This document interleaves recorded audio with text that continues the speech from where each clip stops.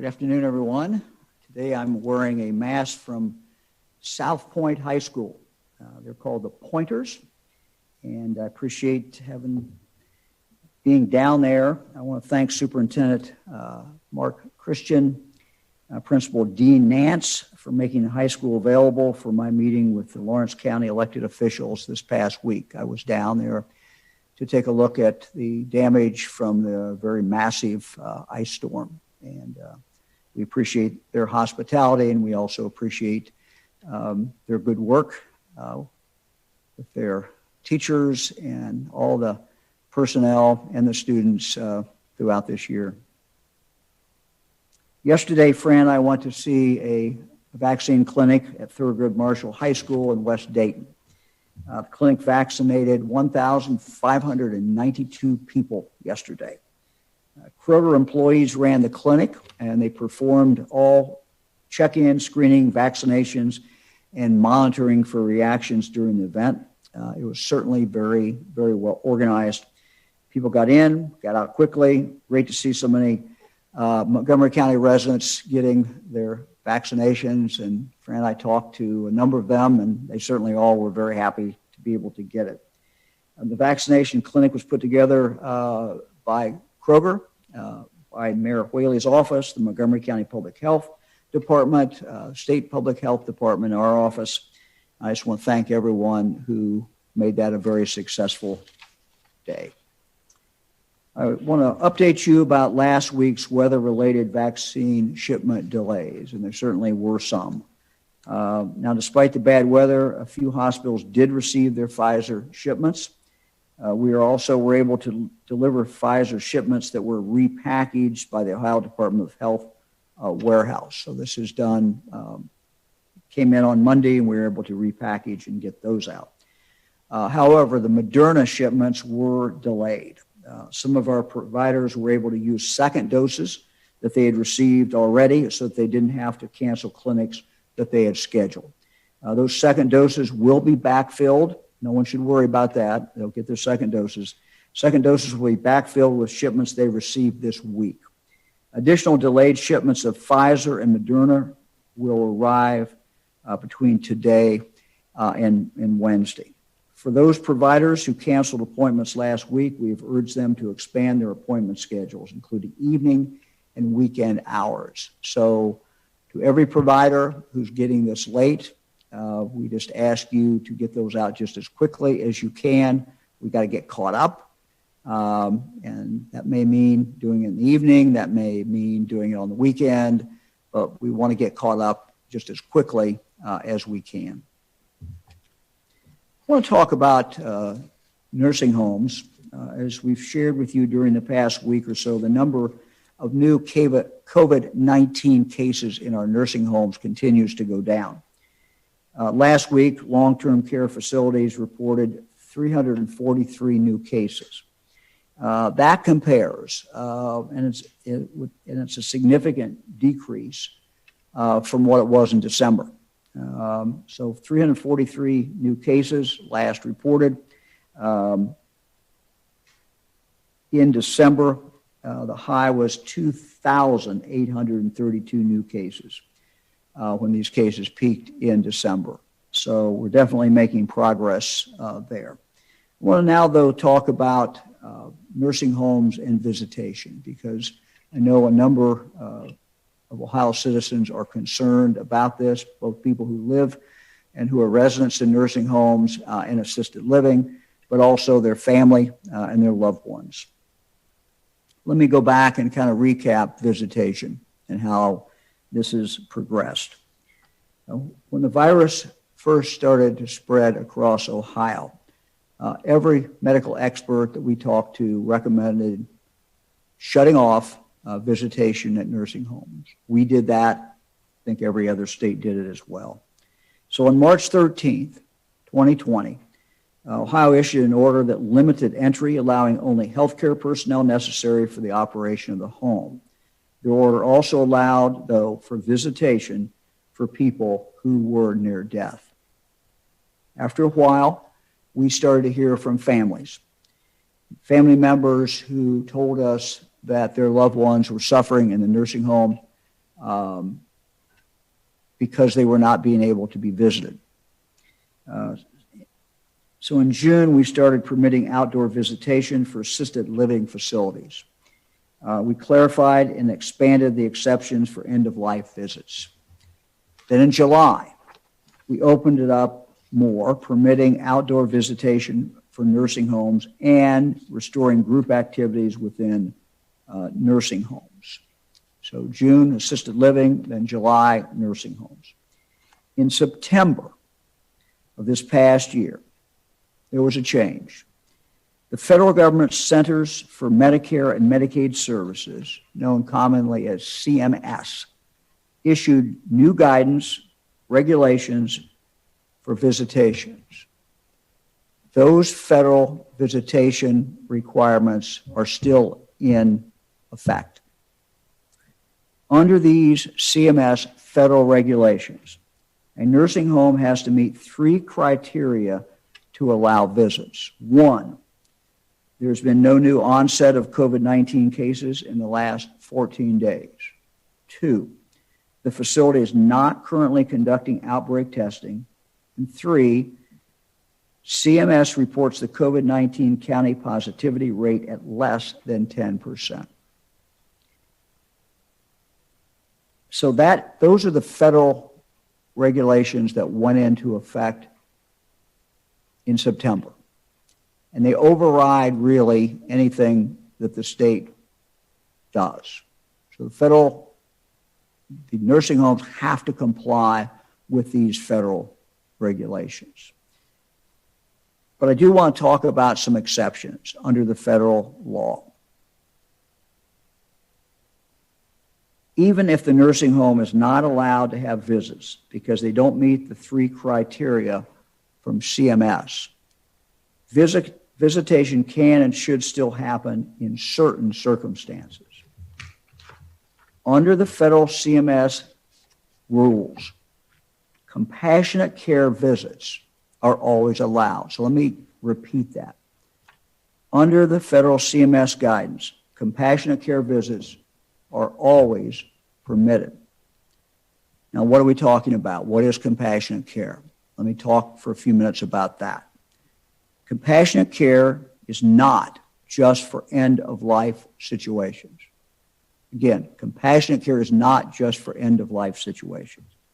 Rather, compassionate care visitations are special visits in which a family member or other visitor provides comfort, support, and assistance to a resident whose well-being is suffering or at risk. These visits should be utilized in many circumstances to get that loved one well again, or to halt a decline in that loved one. CMS has a list, the federal government has a list of examples of compassionate care situations that include, but are not limited to, the following. Here are some examples. A resident who was living with their family before recently became admitted to a home and now is struggling with the change in environment and the lack of physical family support. That's an example. Second example might be a resident who is grieving after a friend, family member recently died. Or 3, a resident who needs cueing and encouragement with eating or drinking previously provided by family or caregivers is experiencing weight loss or dehydration because they're no longer getting that contact with that family member or caregiver. Another example, according to CMS, of compassionate care. A resident who used to talk and interact with others is experiencing emotional distress, seldom speaking, or crying more frequently when the resident had rarely cried in the past. Now, additional examples. This is not an exhaustive list. So additional examples of situations where a compassionate care visit should be facilitated could include the following. A resident who has been readmitted to the facility following an acute care admission to the hospital. They go to the hospital, they come back, and they're not doing well. Or a resident has a new order for an antipsychotic drug, an antidepressant, or an appetite stimulant. Or residents' dementia has dramatically progressed. And this is what I've heard from a number of Ohio citizens. Residents' dementia has dramatically progressed. Another example, during window visits, loved ones have noticed a change in the resident's appearance, grooming, or their cognitive ability. Another example, the resident is no longer responding to loved ones during virtual visits. These compassionate care visits are not just for nursing homes. Again, I want to make this clear. They also include assisted living facilities. So all these examples would include assisted living facilities.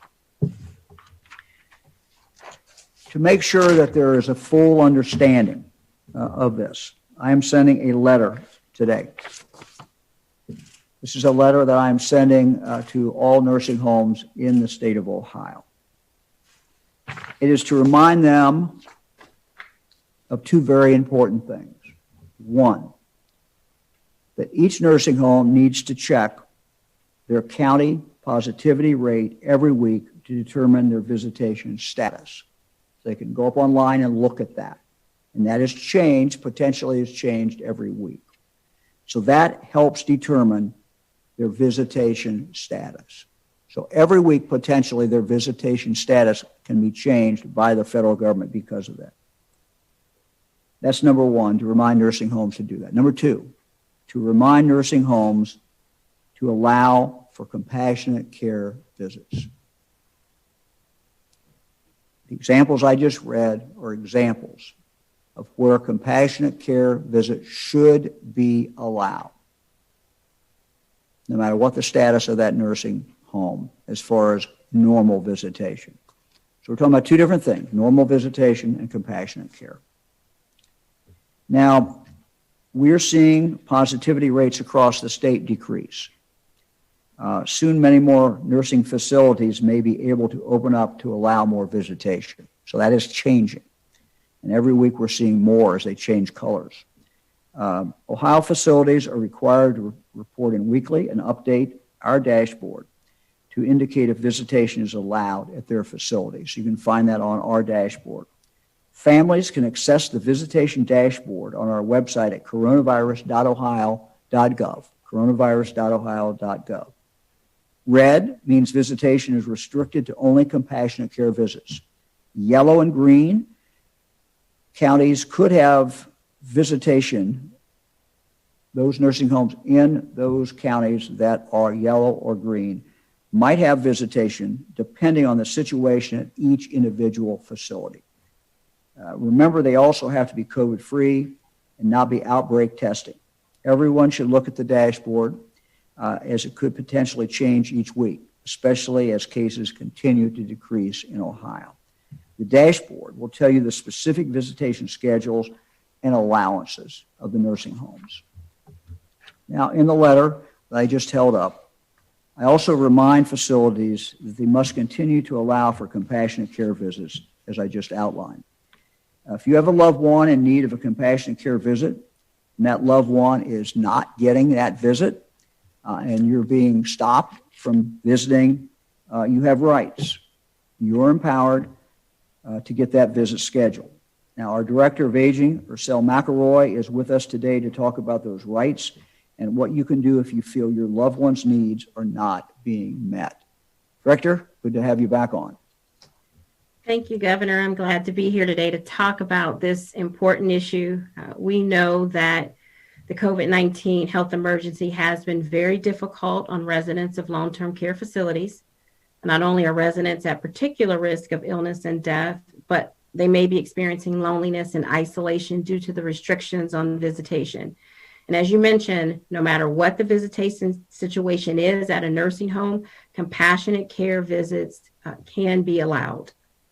Our long-term care ombudsman stands ready to assist residents and their loved ones and navigate the visitation opportunities in the nursing homes and assisted living facilities.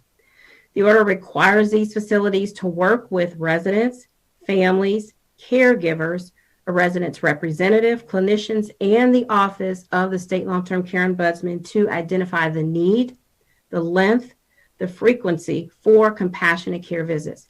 If you need a compassionate care visit, please feel free to call the Ombudsman hotline. That number is 1-800-282-1206. Again, that's 1-800-282-1206. Our Ombudsmen are here to assist and represent you and your loved one. Sir, I'd also like to take this opportunity to remind the facilities how critical it is to update that visitation dashboard that you referenced. We do have some facilities who are not yet reporting in. This is something that should have started October 19th, and we want to be sure that you're doing it consistently. We also know that you're reporting into CMS data that's critical, and we want you to continue to do so. If you wish to view your information, we have created an abbreviated CMS report that just features Ohio counties and positivity rates. So if you've been previously accessing the entire national data set, we have distilled a view of only Ohio facilities, and you can view this at aging.ohio.gov. We know that you and your staff are busy, but entering the CMS information is so important. It's being used at the federal level, the state level, and the local level to inform decisions and policy. I want to pivot for a moment on something that's also important and very much related to visitation. And that's a bit about some of the things we've done in the nursing homes to position us in a way to host visits whenever possible. We've provided many resources to help facilities address some of the requirements. For example, we've implemented a state testing program that facilities can still join, where their testing supplies and lab work are covered at no cost. We continue to help with any staffing shortages. And this month, we launched the vaccine maintenance program, which is so very critical to continue our efforts to vaccinate nursing home and assisted living residents and staff. Just last week, I had a chance to join the governor and talk about our webinar to launch this program, something we certainly believe we're leading out here in the nation on. You'll remember that under the federal program, our pharmacy partners supported 3 clinic opportunities in each participating facility to administer vaccines. Now that those first 3 rounds of clinics are concluding, we did not want to lose the momentum of vaccinating our long-term care residents and staff. So Ohio's COVID-19 vaccine maintenance program is up and running, and I'm happy to report that we actually can begin starting those clinics here in the next few days. So we want to remind our partners in the industry to please complete your program enrollment survey no later than tomorrow, February 23rd, so that we can be certain that we can get these vaccines in arms as quickly as possible. This is a fast-moving program. We're proud to do everything we can to keep the vaccines going, not only in the nursing homes, but in the community. So working together, staying safe together, using all the tools in our toolbox, the masks, the distancing, our infection control practices, and the vaccines, we certainly believe that we'll soon get back to full visitation. Thank you, sir. Director, thank you very much. Eric, let's go to the data slides. As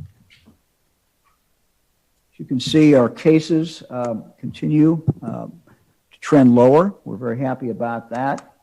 The deaths, however, holding up, unfortunately, 58.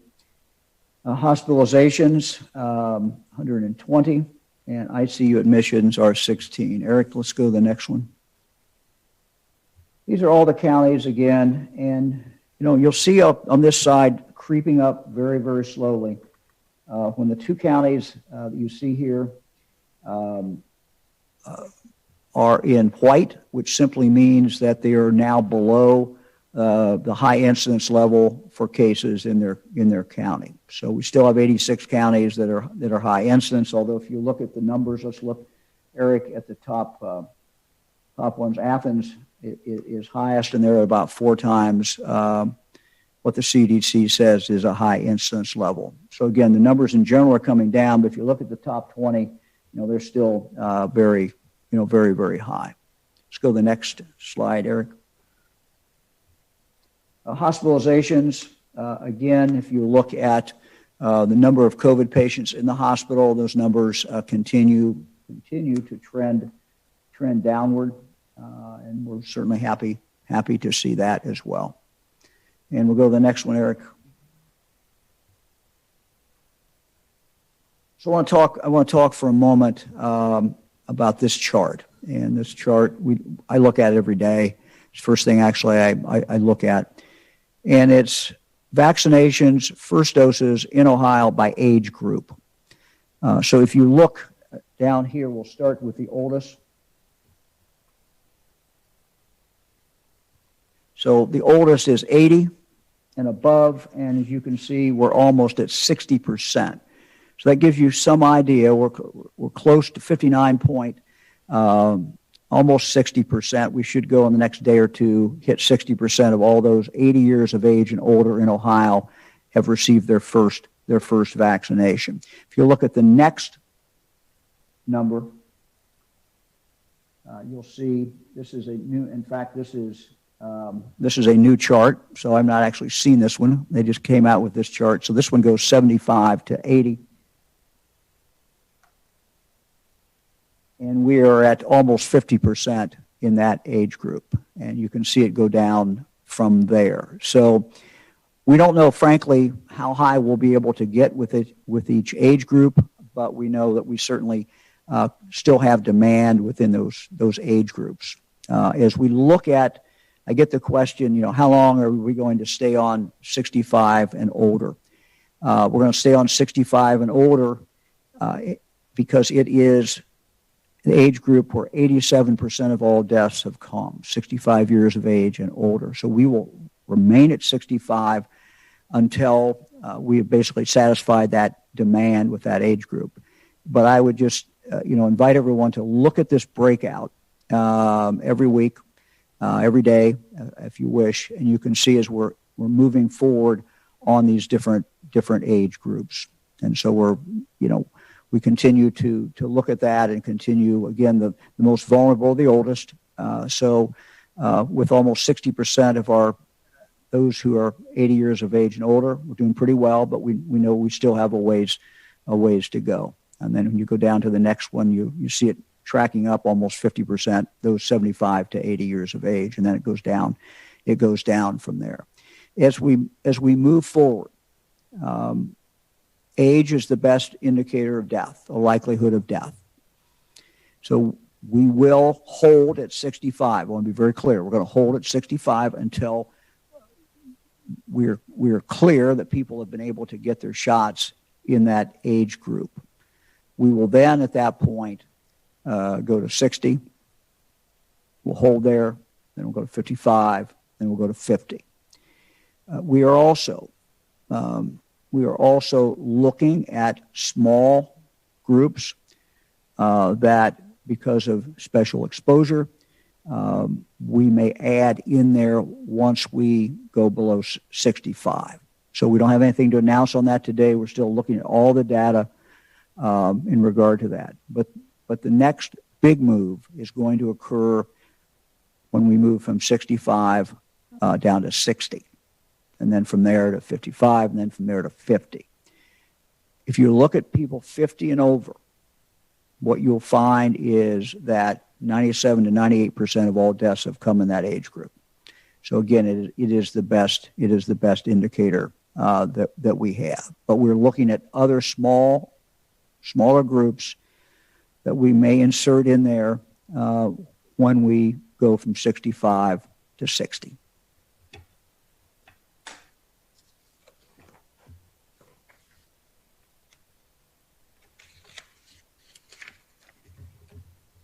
Last week, vaccine eligibility opened up to Ohioans born with or who have early childhood conditions that are carried into adulthood, which put them at a higher risk for adverse outcomes due to COVID-19.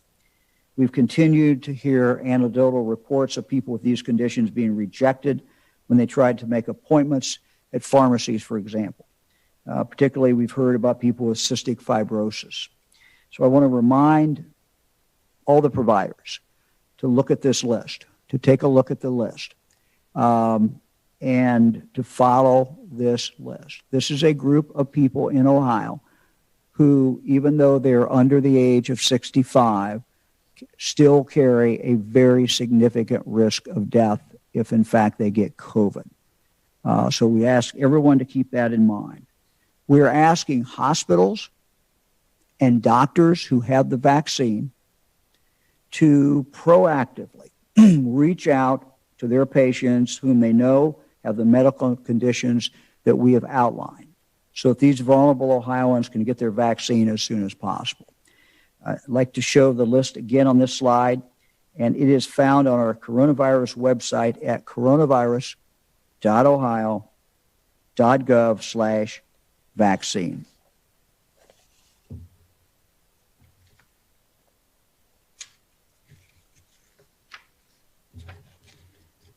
We've also made progress in vaccinating other high-risk individuals in other groups that we have prioritized because of their vulnerability to COVID-19. First and second doses of the vaccine are well underway for those with developmental disabilities living in congregate settings. We haven't really talked much about this group, but a high-risk group. In Ohio's 8 state-operated developmental centers, more than 91% of the residents have accepted and been given that vaccine. So we're very happy about that.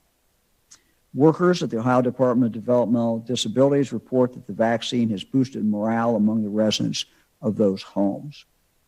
For those Ohioans living with developmental and intellectual disabilities who also have a certain health condition that they were born with or developed in childhood and carried into adulthood.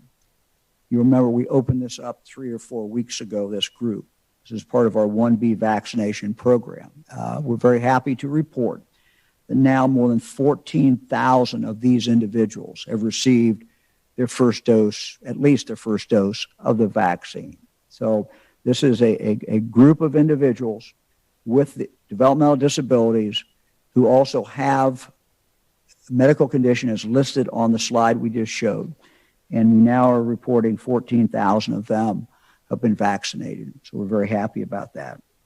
As for residents and staff in congregate settings for residential treatment facilities, mental health residential care facilities, recovery housing, progress varies by communities, but we're continuing to make progress and we're working to complete vaccination of those individuals. Let me, a little reminder about our first town hall session that we're doing tonight on the safety of the vaccine. To help address Ohioans' concerns and drive community conversations, we have scheduled virtual town hall meetings where you can go to hear from medical experts and community leaders about vaccine facts, and you can have your questions answered. The first one is tonight at 6:30. These meetings are open to everyone, but there will be a special focus at each one in addressing issues common to specific underserved communities. For example, tonight at 6:30, we will host a virtual conversation led by African American community and medical leaders about the safety of the COVID-19 vaccine. Tomorrow, February 23rd at 6:30 p.m., we will host a similar virtual conversation led by Latino leaders from across the state. Next week, on March 1 at 6:30, we will host a virtual conversation about the vaccine with our Asian American community and Pacific Islander communities. And then on March 2nd at 6:30, we'll host a virtual vaccine conversation with Ohioans who live in the rural parts of the state. Ohioans can watch these town halls live or on demand on the Ohio Department of Healthcare's Facebook and YouTube pages and online at coronavirus.ohio.gov/townhall. They will also air on the Ohio Channel at a later date, and I want to thank the Ohio Channel for doing that. We appreciate that very much. Now a word about the death data audit. The Ohio Auditor of State, Keith Faber, and his team have been actively engaged in audit of the Ohio Department of Health. Auditor Faber informed me last year that their office is part of a multi-state effort with other state auditors designed to examine the accuracy of aspects of each auditor's state COVID-19 data. The Ohio Department of Health worked cooperatively with the auditor's team to create an audit scope and data sharing plan that will allow for insightful data-driven conclusions. As this relates to our recent announcement of issues regarding COVID-19 death data reconciliation, I want to say that I agree with Auditor Faber that his team would not have been able to identify their underreported 4,000 deaths. That's what the auditors reported. We agree with him absolutely on that. This is due to the fact that the names being removed from the data points through the audit or in order to comply with federal health information privacy laws. This has been a productive process. Keith Faber's and his auditor's audit has been a productive process that is producing results. We have a responsibility to protect health information of Ohioans, but we also made significant efforts to provide as much detail as we can to audit teams. So again, I want to say thank you to the auditor and his team for working with the Department of Health to identify meaningful recommendations to improve our reporting, and we'll look forward to seeing the report when it is released next month. Let me now go to the Lieutenant Governor. Lieutenant Governor. Thank you, Governor. We know that 2021 is our year of recovery from the standpoint of both the virus as we get vaccines distributed and the economy. There was an article out in the Wall Street Journal over the weekend that talked about how in Central Ohio and Southwest Ohio that our recovery is going a little faster, at least in terms of jobs, than other parts of the country.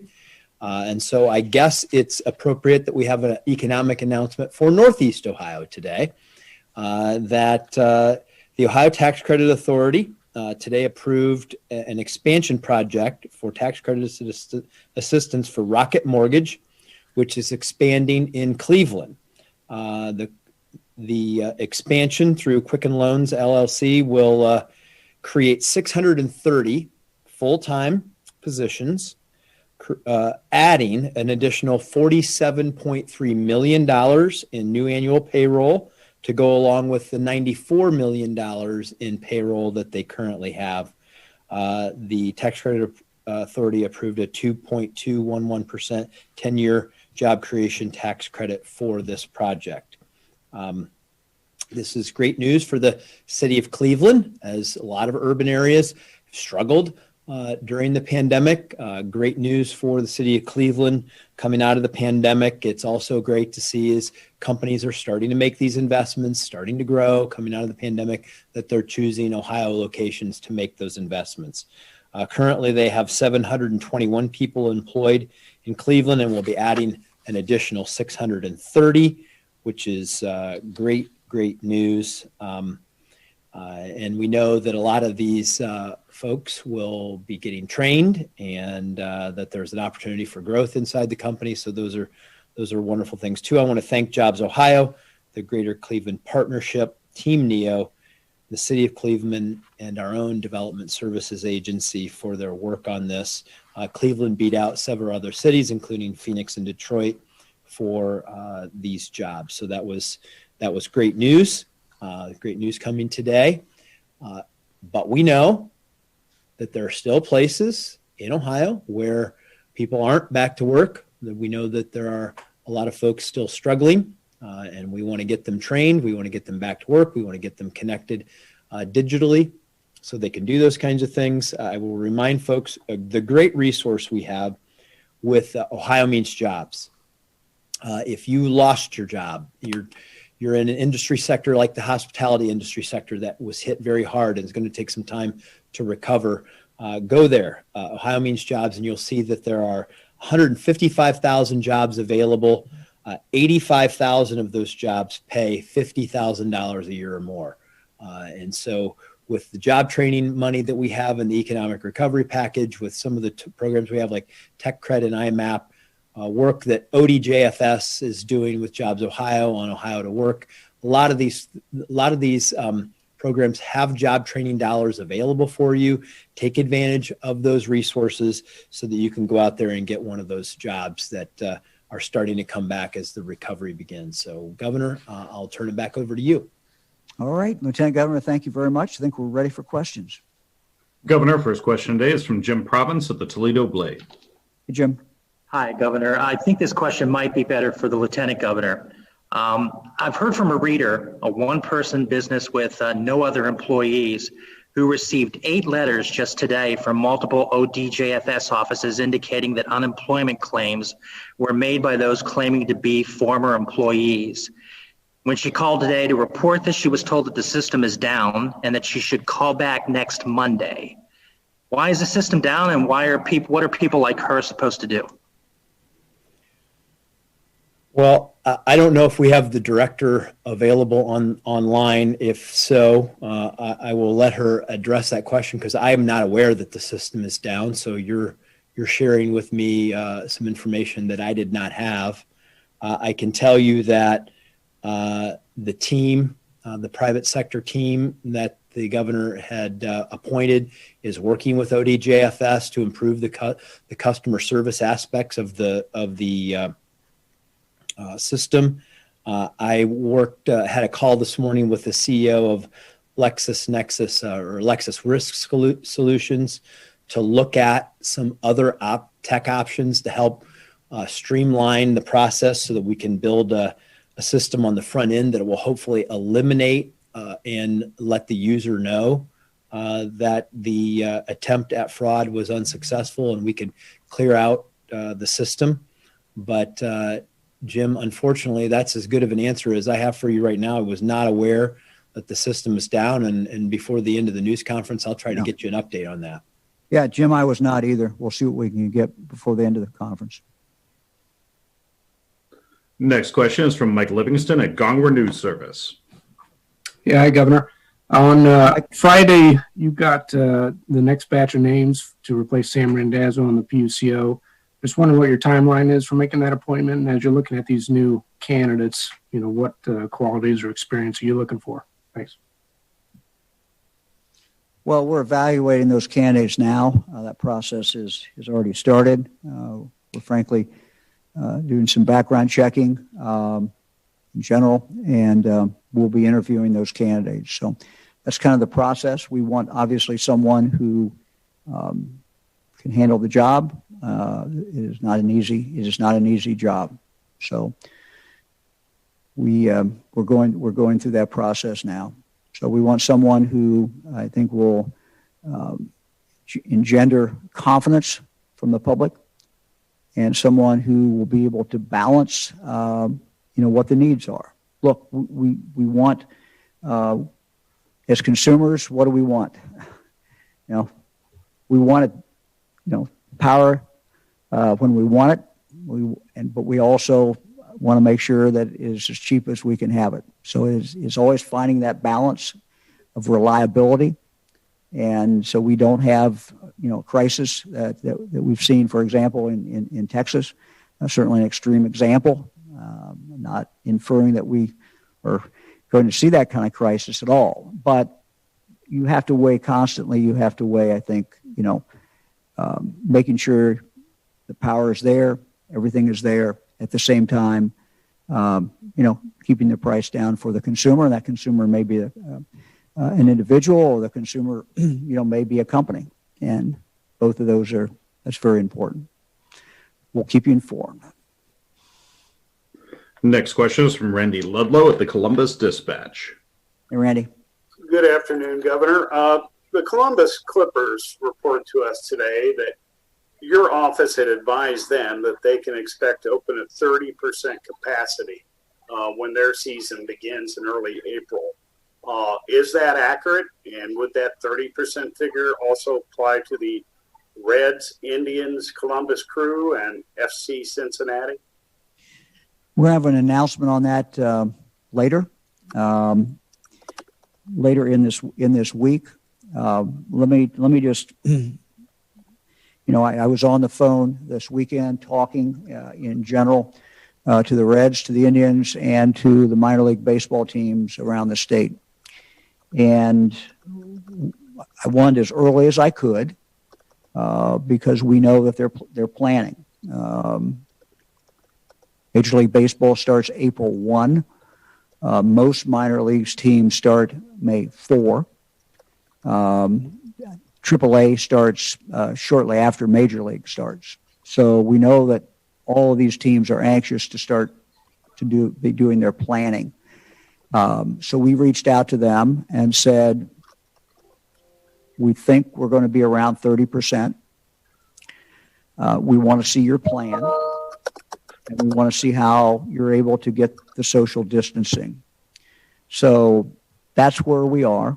Later this week, I'm going to have a Zoom call with all the minor leagues. We've already had some pretty extensive discussion with the two major leagues teams, the Indians and the Reds. And, we'll have a full announcement. We anticipate having a full announcement on Thursday. So, Randy, the target figure we think that we're going to be able to start with is 30%.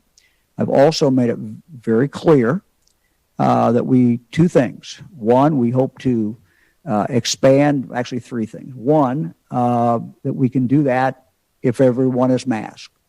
We've learned this from schools. Schools have done a phenomenal job. Kids have been relatively close together, and yet we've not seen the spread in classrooms. So we know the masks work. So when you add to that the factor of being outside, we think 30% is a logical place to start, provided they can also have the distancing that is required. So what we have told them is we want to see your plan, and we'll review the plan. Their local health department, their county health department will review the plan as well. We've had a caution, though, and the caution is that the variant is out there in Ohio. And our best medical information is that it very well could become dominant in Ohio by the latter part of March. We don't really know what's going to happen after that. So, latter part of March, Major League Baseball starts shortly after that, minor league baseball later on. We don't know exactly where we'll be on May 4th, for example, and most of minor league baseball kicks in. So what we hope is that we start at 30% and we can go from there. But the caution that I conveyed to every minor league team and to the major league teams is we don't know about this variant. We don't know what it means. We don't know what the spread is going to be. So we're optimistic. We're looking at a summer where more and more people are going to be vaccinated every day, and where mask wearing inside a ballpark, if that can occur, we think 30% is a reasonable place to start. Would that also apply to the Columbus and Cincinnati Major League Soccer teams? Yeah, it would be in the same general vicinity, yes. Again, every stadium's configured differently. So, they've got to be able to achieve the distancing. And, they're doing it by pods. This has been kind of the way that this is developed, and we would anticipate that all of them would use that as well. It is a difficult job, I'm sure, for these teams to be able to figure out, how do you do this? Keep people in groups, keep everybody wearing a mask, and get people into the stadium. So look, it's a big operation. We looked at what happened with the Browns and the Bengals. We thought they did a good job, and we think that with what we know about masks and the power of masks now, plus the vaccine, that we could start at 30%. With the only one exception, dark cloud out there is the variant, and we don't know how that's going to impact it. And I've told all of them that could totally change the ball game. We just got to wait and see. We hope it doesn't. Next question is from Jim Oddie at WHIO in Dayton. Governor, if we can, let's go back to the distribution of the vaccines. Could you characterize the time period before that next age shift down to 60 years old? Are we talking a week or two or a month or longer? And what do you have a percentage of coverage for 65 and above that would trigger all of this change? Yeah, Eric, you want to put the slide back up of the age? Jim, that's a real good question. We don't know, but it's a matter of weeks. And whether that's 3 weeks, 4 weeks, I don't think we know at this point. And so I'm not setting a date. I want to be very, very clear. We're going to know when we get to that point. And the way we're going to know is when people 65 years of age and older have been able to get their vaccine. 87% of all deaths have come from people 65 years of age and older. So we're anxious to move it, but we're not going to move it as long as we've got 65-year-olds out there that are having a difficult time scheduling that vaccine. So, and what I would advise everybody to do is to kind of watch these numbers as you see them. And we don't really know, Jim, what percentage they have to hit. We don't know at what point how high we can get. We obviously want to get as high as we can with each of these age groups, because the more of 80-year-olds that we get vaccinated, we're now at about 60, the more we get vaccinated, we know we're saving lives, because we know the higher the age, the more risk. So the goal will be to get, the 65 years of age and older vaccinated. Then we'll move down to 60. Then we'll go to 55. Then we'll go to 50. We know that over 50, if you take everybody over 50, now you're talking about roughly 97% of all the deaths. So age is just the best indicator and when you have a scarce product, which unfortunately this vaccine still is, this is the best way to go to save the most lives. So we'll see when we get to the point when 65-year-olds, have no trouble getting the vaccine. We'll move it down to 60. John, you want to add something? Yeah, Governor, I was just going to mention that Director Kim Henderson is available now to answer questions on unemployment comp and the system. So, Director.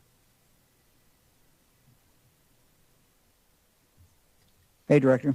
Good afternoon, Governor, Lieutenant Governor. I don't know whether you got the previous question or whether that could be restated. I believe the communication I received was an employer called to report fraud and was advised by an agent that the system was down and to call back. I've checked in with my team and we're not aware of any system outages today. And certainly I would like to connect with, I'm not sure which reporter it is, but we're happy to connect with them offline if they identify themselves. But the system is up and running. The hotline is up and running, and our call center is open. Okay. All right. Thank you very much. Next question is from Marty Schladen at the Ohio Capitol Journal. Afternoon, Governor. Hey, Marty. As you know, we're about to cross this really grim national milestone of 500,000 dead from coronavirus. I just wanted to ask, when this was all starting, did you have any idea about how prolonged and how profound it would be? And with the benefit of hindsight, is there any one thing you'd have done differently? Well, Marty, the answer is no. I certainly did not have any idea of the magnitude of what we were headed into. I don't know if anybody really understood it. Maybe somebody did, but no, I did not know that. I had no idea that we would be nationwide crossing this figure of 500,000 people dead. So no. And I was thinking this morning, the number of people just I know who were friends who are now gone. Good friends who are now gone from COVID. The beginning of this a year ago had no idea that this would be what would be going through for this year. The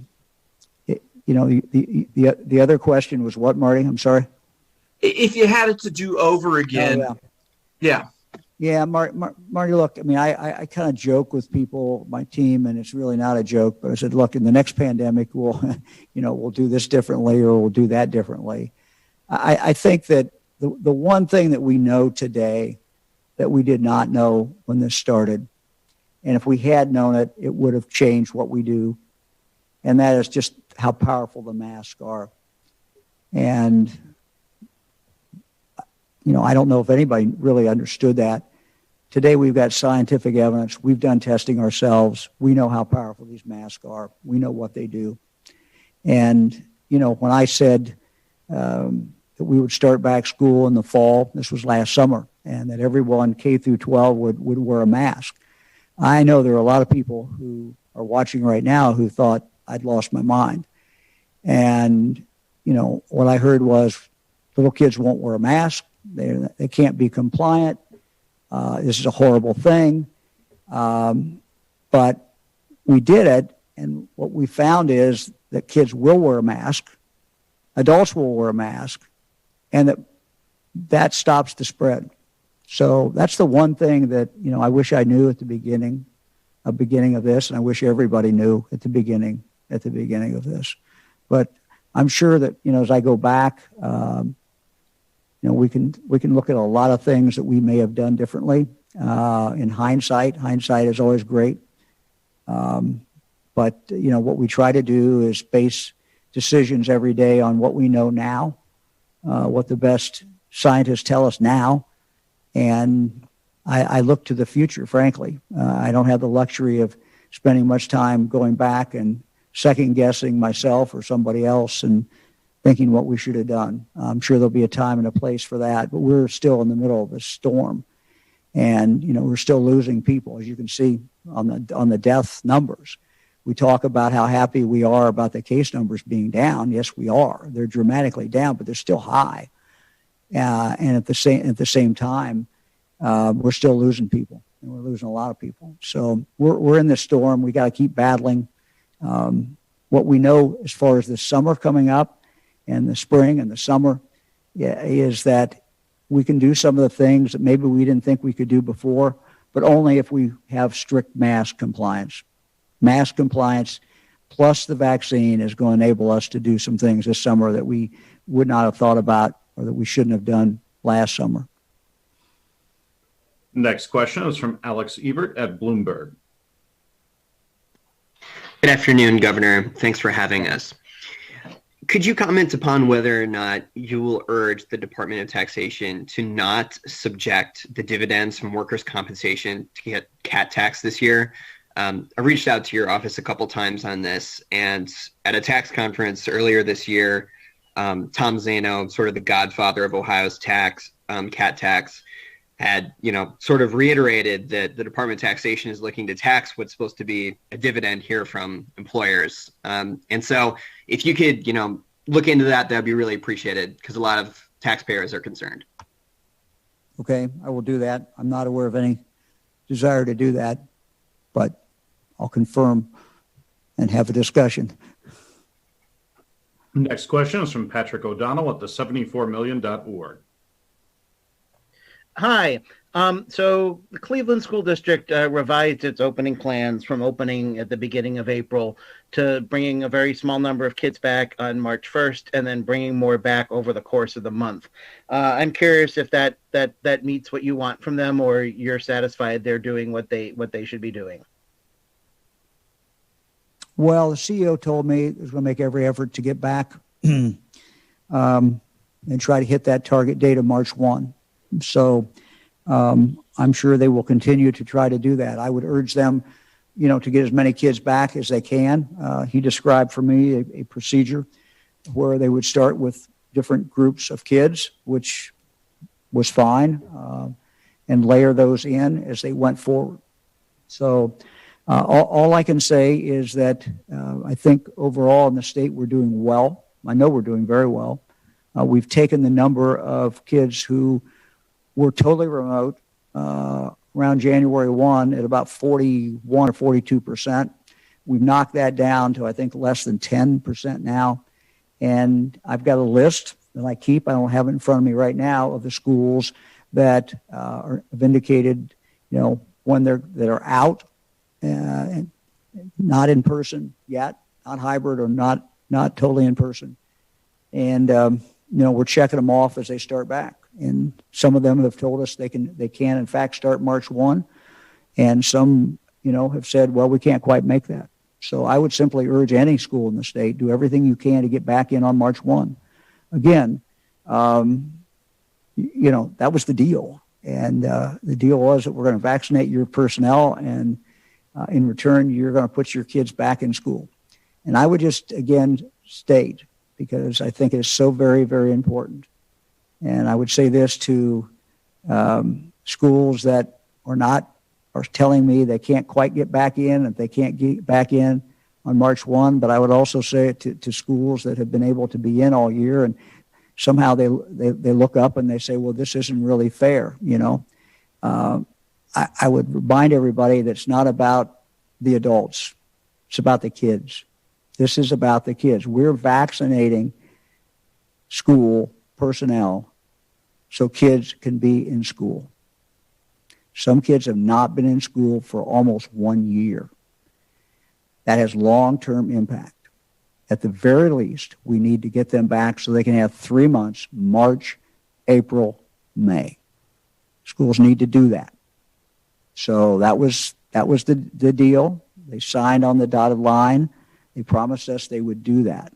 And so, we have vaccinated all of them now. And, we're finishing up some schools this week.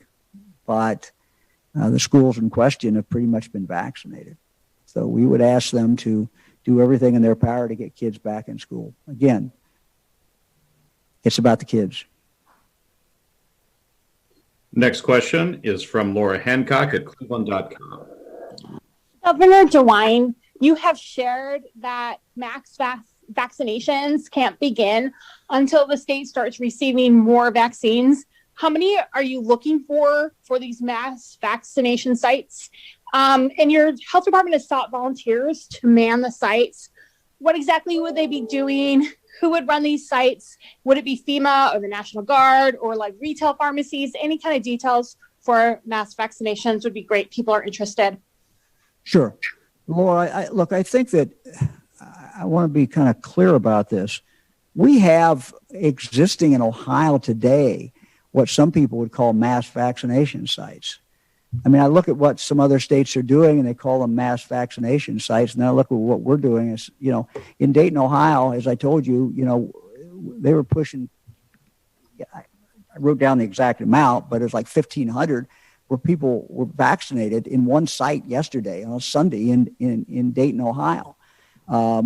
We've got other health departments and other urban areas that are putting significant sites together. And vaccinating a lot of people in one day. We have the ability, if you just look at some of our hospitals, if you look at University of Cincinnati, if you look at the other hospitals in the Cincinnati area, I was on the phone with several of them. If you look at Ohio State, if you look at the Cleveland Clinic, UH, Metro, and Cleveland, they are not even close to their capacity to be able to vaccinate people in a day. They're not even close to being ramped up. So there's a tremendous ability to ramp up with what we already have.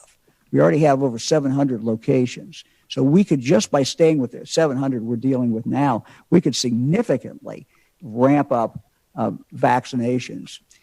In addition to that, as you know, we have been looking at different sites in the state and to see, where we would be able to ramp up. We have the National Guard if we need additional help. We are going into senior housing. East Cleveland tomorrow, there's 2 different places. Those are not mass vaccination sites, but we're going into where we have people. Going into the National Guard. So we have the National Guard that's available. We don't think that we're going to have any trouble manning sites. And if we feel a need to go to the mass vaccination sites, bigger sites, we will certainly go to those sites as well. We're looking at a lot of different things. We're looking at convenience. We're looking at convenience being defined, at least in part, on how far a person has to go to get a shot. That's why we've gone for over 700 locations in the state of Ohio. But we've always intended, at some point, when that vaccination got big enough and what's flowing into the state is big enough, those rivers are big enough, that we've have the ability to expand out and go to some sites that you could call a mass vaccination site. So we don't think we're going to have a problem manning those sites. We've got people that can ramp them up. Kroger, for example, they've demonstrated they can run these big operation sites. We have vaccinated. Think of how many teachers We're going to be over 200,000 teachers in 4 weeks in pods that are just focused directly on teachers. And if you look at those numbers, some of those numbers, some days are 1,000, 1,500 people. So we've demonstrated we have the ability to do that. We have many resources to do it. We have a great hospital system. We've got great entrepreneurs like our pharmacies and like Kroger's, for example. So we've got many opportunities to do this, and we're looking at, as you know, because you saw the list, we're looking at a lot of different sites, and we've heard from a lot of people who say we've got a site that we could use. So that's not the problem. The ultimate problem continues to be, and we hope we'll get through this, but it continues to be we just don't have enough vaccine. Next question is from Jeff Reddick at WSYX in Columbus. Hi, Governor. Jeff, earlier when you were talking about dropping the age of eligibility down continuously at some point, you mentioned alongside that there would be some small groups of people also eligible based on exposures. I know your administration and you. Well, I said there might be, Jeff. I said there might be. We're still, excuse me, but we're still trying to evaluate it. Still trying to drill down, figure out. I'm sorry to interrupt you. Go ahead. That's all right. You've talked in the past, and your administration has about funeral directors and morticians. Just interested who else is on that list of most exposure. Look, we've got, as you know, over 700 different letters, I think, groups that want to be in that list, and they all make good cases. So I think it's probably better if I don't speculate today. I think it's better if we wait till we actually make an announcement, and we will be doing that. Next question is from Bill Ingalls, Ohio. Hello, Governor. We are getting a lot of inquiries from parents, from students, and people who are planning weddings, and they're all asking how they can plan for a wedding or a prom or a graduation that might be a few months away, and they want to have dancing, and they want to be able to, know what they can plan. What kind of guidance can you give us right now for someone who has to plan something and put a deposit down on something that might be 3 to 4 months away? Well, I wish I had a crystal ball, and I wish I knew what the future was going to be. And I'm not being sarcastic. I do wish I knew, and I wish I could answer that question. No one can answer that question at this point. What we can do and what we're going to do, in the near future, within the next week or so, we're going to give some guidance on what we think people are going to be able to do. But we're going to have a couple caveats, or at least one big caveat, and that is we don't know where this virus is going to be on those dates. We certainly do not know where as this morphs and changes. We don't know how much more contagious it's going to be. I mean, the concern that has been expressed, and I've talked to Dr. Vanderhoff about this, and Bruce, you may want to say something, but the variant that he talked about last time is believed to be significantly more contagious than what we're dealing with today. We already know how very contagious what we're dealing with today is, and how deadly. So if it ramps up and is much more contagious, we could be in a very, very different and much worse situation in May or in June or July or whenever these events are coming up. So we'll give guidance, but there's a big asterisk. There's a big caveat there that says, look, we can't predict what the future is going to be. It's the same thing I told the general managers of baseball teams who I was talking to this weekend. We can't tell you what the future is. We'll give you guidance now. We hope it works. But if this variant is out there and it's just spreading, it could dramatically change the numbers that, I was showing today. But Dr. Vanderhoff, I don't know if you want to comment on that at all. Yes, thank you, Governor. First of all, I think the governor summarized the situation very, very well. We are continuing to monitor very, very closely B117 and all of the variants that have been reported internationally. But what the arrival of these variants reminds us, and I've shared this previously in other press conferences, is that COVID-19 is not just going to disappear, but like other viruses, it's evolving, and it's evolving to make itself more effective.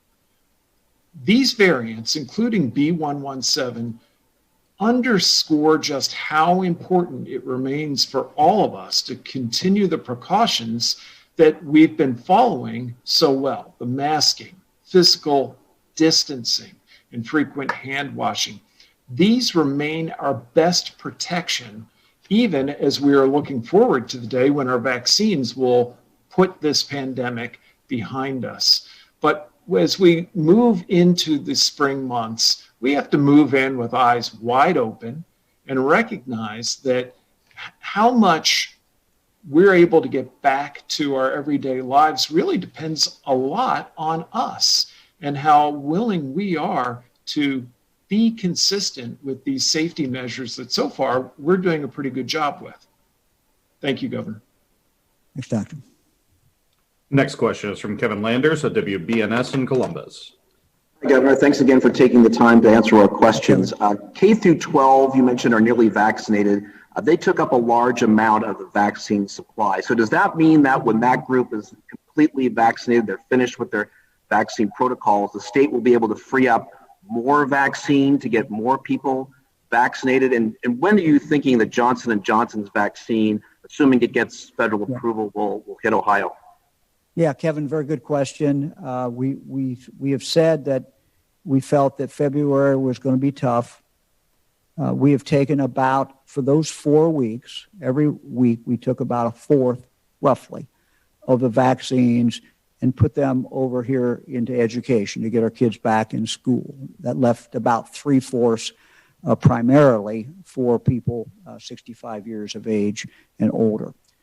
March, when we hit March, those 50 to 60,000 vaccines a week that were reserved for schools are now no longer going to be needed for schools. They're going to flip over, and so you're absolutely correct. You're going to have those available March 1. We're already planning for that as we look at allocation.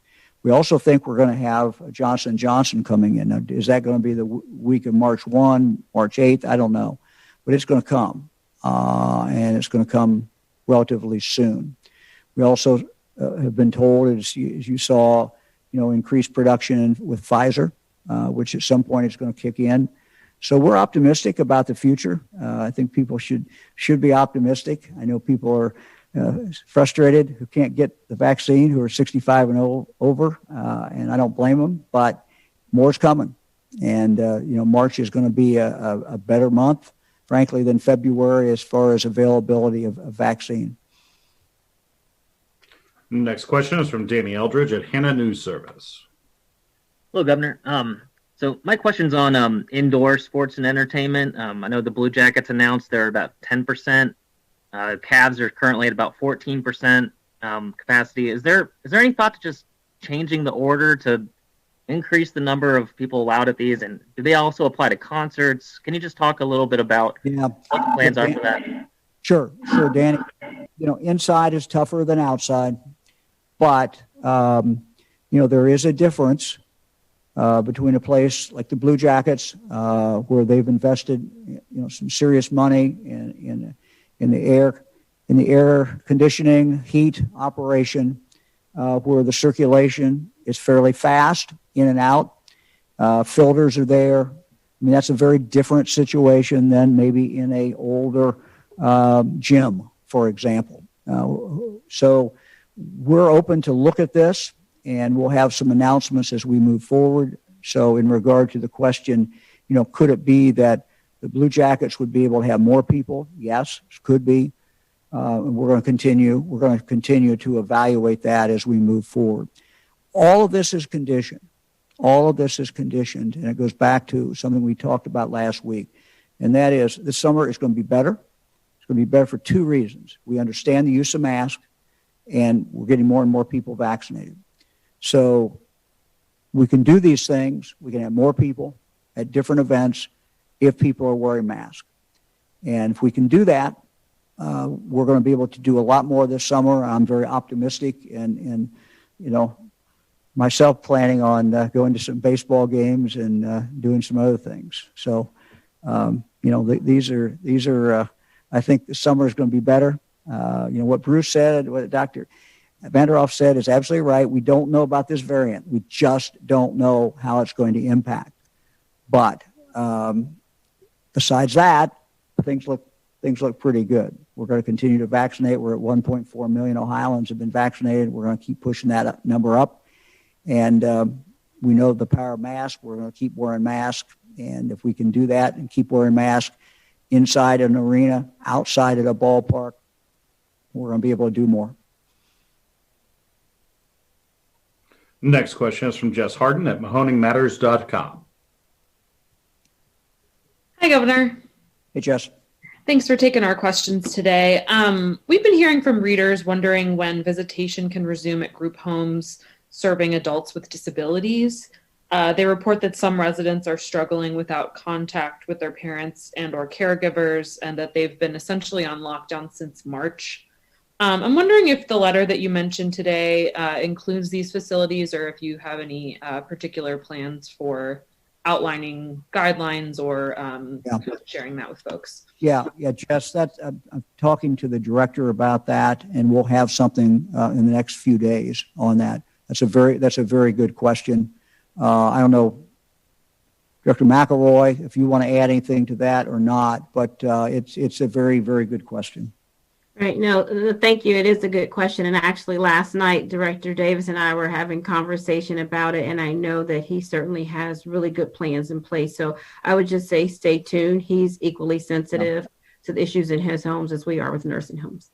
Yeah, we hope to get that to you very, very quickly. And I understand families. I get it. I understand. So we'll try to get that out very quickly. Next question is from Jesse Balmert at the Cincinnati Enquirer. Hello, Governor. My question might be for you or might be for Dr. Vanderhoff, but I guess Ohioans trying to make decisions about safety precautions. They see Dr. Fauci saying we might be wearing masks until 2022, whereas there's an item in the Wall Street Journal that says we could hit herd immunity by April. I guess if we don't know when, at least under what circumstances can we expect some easing of precautions? Yeah, it's a good question. And it's no wonder people are confused. They're hearing all kinds of different things. So I try to be cautious, and I try not to get out of my area of any kind of expertise. And so I rely on, medical doctors and others. So all I would say about that is what I have read, and Dr. Vanderhoff can jump in here, I don't think anyone knows when you achieve herd immunity. I don't think we know that with this virus. And particularly, we don't know it if it's mutating out and changing. So I don't think we know that number. But there are some things we do know. And I know we're vaccinating people. And I know how many we're vaccinating every day. And I know how many are getting the second dose. And those numbers, I truly believe, are going to continue to go up at a faster and faster rate. So that is a good thing. To our knowledge, the vaccines that we have now are handling this mutation. The other thing I know that we did not know at the beginning is how powerful masks are. So when we look at what people will be able to do this summer, we can tell them, we think that you can do this and this and this. When it's your turn to get vaccinated, for heaven's sake, get vaccinated. And when you're at the fair, or you're at the amusement park, or you're at the Reds or the Indians, Blue Jackets, wear a mask. mean, these are kind of basic things that we now know. Now, as far as, the idea that we're going to be wearing masks in a year, look, I don't think anybody knows that. And I'm more optimistic than that. And I'm kind of an optimistic person. So I look to the future. I look to seeing my grandkids more, seeing them up closer more. And I look to go into baseball games and, enjoying the summer. Dr. Vanderhoff. Yes, thank you, Governor. Well, I think the governor really did summarize this extremely well. What you're seeing is that experts, all of whom are very well educated, very well intentioned, are looking at the picture and describing pieces of it a little bit differently. I saw that same report about April and herd immunity. I think that that's premature, but I think it does point to the fact that we're seeing encouraging signs. We are seeing the impact of vaccines. It's clear that immunity in our country is improving and that immunity is having an impact on the severity of illness, the number of deaths, hospitalizations, et cetera. But it's also clear that the virus is changing, that we have a real risk if we are short-sighted, declare victory too early. And I think what Dr. Fauci is pointing to is a reaffirmation of what the governor, I think, has rightly described as the power of the mask. So I think that we can be optimistic. I'm certainly optimistic. I join the governor in looking forward to things getting better for us. But I think that we need to do it in a responsible way, in a measured way, and let the proof be in the pudding. Thank you, Governor. Next question is from Adrian Robbins at WCMH in Columbus. Governor DeWine, thank you for doing this today. Several leaders in the African American community are voicing their concerns about the number of Black people who have received the vaccine versus white people here in Ohio. It's something you've talked about. Now some people are calling for the vaccine restrictions on African Americans to maybe be changed to 50 and older. What are your thoughts on this? Is this something you would consider? And if not, what is the state doing to make sure that we have more equality in our vaccine distribution? Excellent question. I'm going to get Director McElroy back on here, but I'm going to start off on this. She's been certainly working a lot on this. Let me talk about a couple of conversations I had today. In the first conversation, every Monday morning, I start with hospital zones at 6:30, and then I go at 7:15 with the health departments from 7:15 to 8. And we were talking about, if you look at our dashboard, the large number of people that are not signifying race. And it's a huge number. I don't have it in front of me, but it's like 25% or so. You can see it on the dashboard exactly what it is.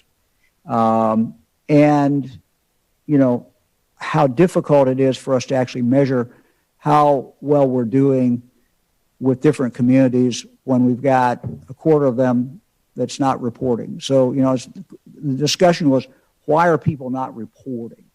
And I really got two answers back. And this is from people who are out in the field talking every day with people who are getting these shots. One is a feeling among young people that we're all in this together. We shouldn't be segmenting by race. And I'm not going to go deal with that. I'm not going to tell you. I'm not going to get into that.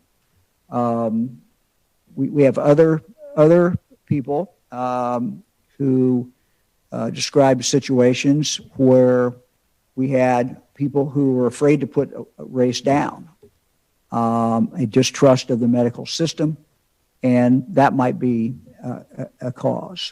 Director, you want to address that issue, and then I want to talk about something else. I'm going to come back to you. But hesitancy, why do you think we're seeing hesitancy in getting race down on paper?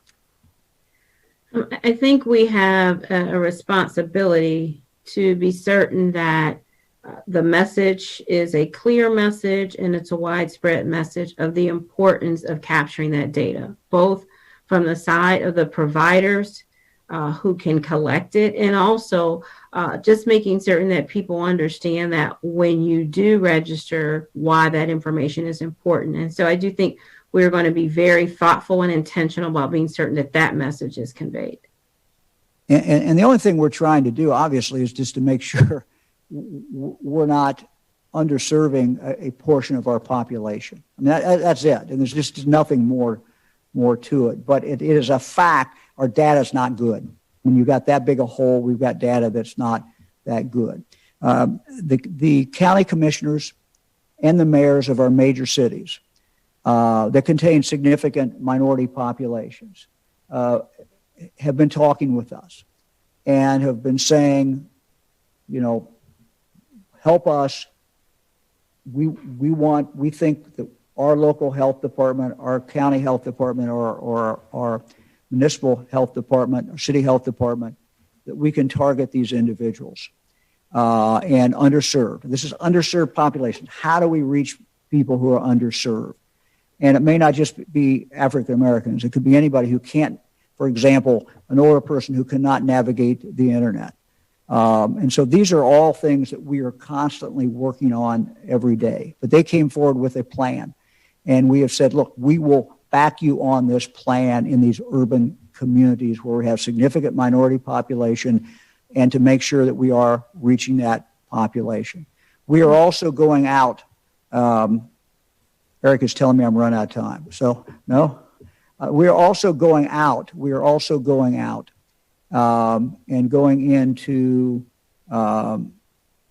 housing where maybe senior housing. We're going to be, for example, tomorrow, as I said, a couple sites, I believe, tomorrow in East Cleveland and other places. Director, I'm getting the hook here. You want to just finish up on what else we're doing, and then I'll do the wrap up. So. Yeah, here quickly. I think what is important to note is that we understand that our strategy has to be multi-pronged. One, we understand that we have to have the allocation formula correct. So one of the things we've done with our allocation formula is adjusted 20% of it for the social vulnerability index so that there is vaccine that accounts for some of the more hard to reach populations. That's one. Two is to knock down any of the barriers that exist to getting access to it. So for example, maybe people want the vaccine, but may have difficulty being able to get to the vaccine. So those things that we can close in on, being certain, one, that we're in the right spots. Two, we've included the right people to help be certain that we are in the communities and that we have our trusted partners working with us. And then knock down those things. Transportation, making sure they can get registered, making sure they can get to the site. And so we continue to work on all of these things that we know are so critically important. Director, thank you. Governor, can I add something to that? This has been said several times, but I feel the need to reiterate it.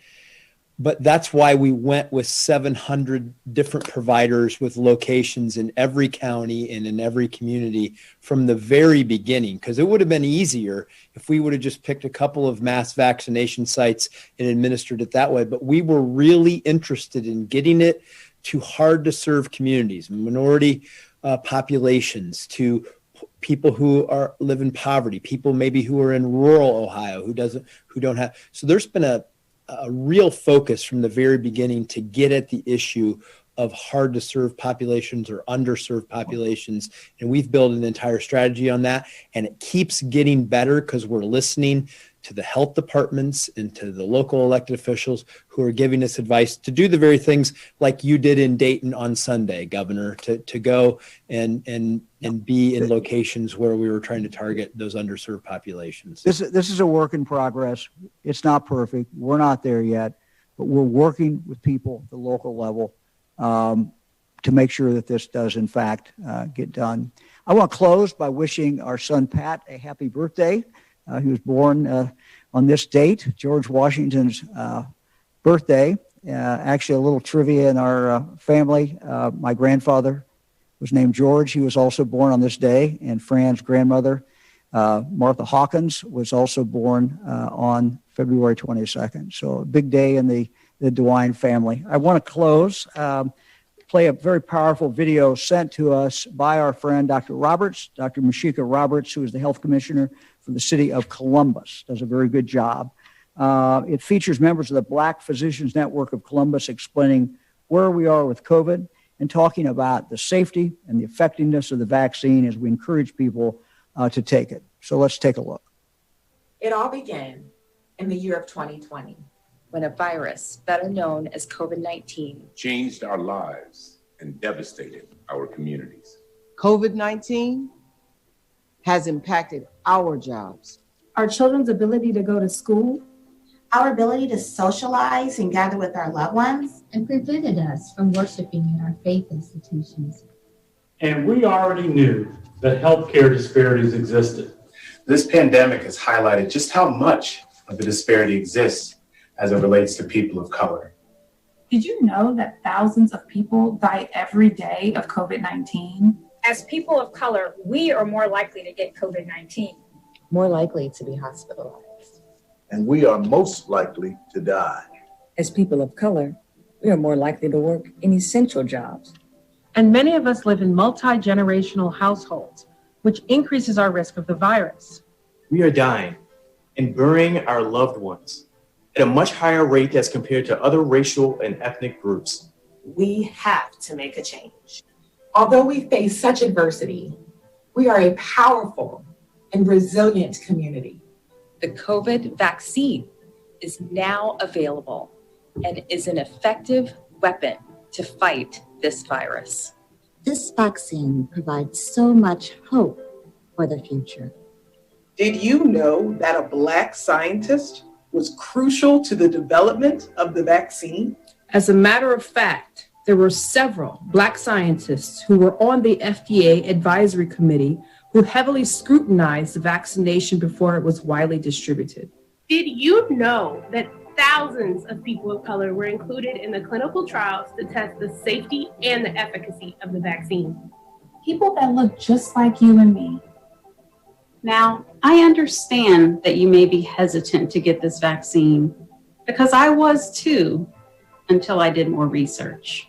It's so important that you review credible resources when making a decision about this vaccine. We understand the healthcare system hasn't always been kind to us. We remember the Tuskegee experiment.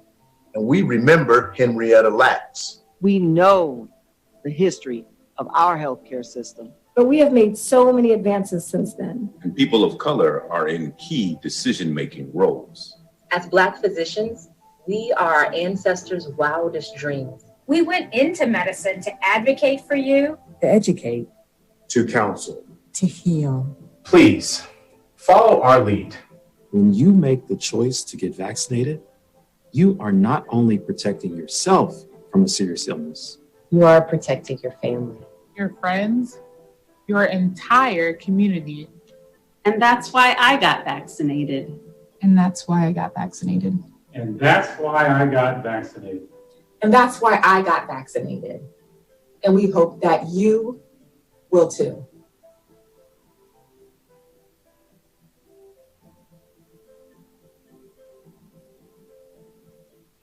We want to thank Dr. Roberts for that very powerful video. And again, remind everybody, 6:30 tonight is the town hall. Thank you very much. We'll see you on Thursday.